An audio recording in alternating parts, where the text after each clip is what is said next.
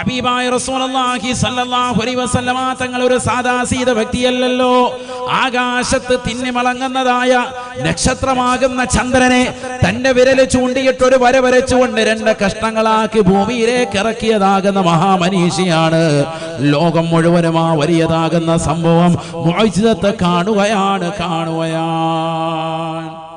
ഇത് നടന്ന, ശരിക്കും ശ്രദ്ധിക്കണേ, ഈ സംഭവം നടന്നത് AD 617. ലോകത്തിന്റെ പല ഭാഗങ്ങളിലുള്ള ആളുകൾ ഇത് കണ്ടു എന്ന് മാത്രമല്ല, ചരിത്ര രേഖയായി എത്രയോ മഹത്തുക്കൾ രേഖപ്പെടുത്തുന്നുണ്ട്.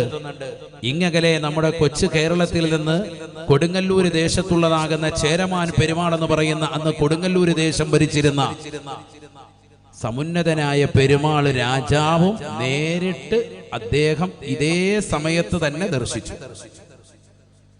അന്ന് മുത്തുനബി സല്ലല്ലാഹു അലൈഹി വസല്ലം തങ്ങൾ അന്ന് അവിടുന്ന് സൗദിയിൽ ഈ സംഭവം കാണിക്കുമ്പോൾ ഇവിടുന്ന്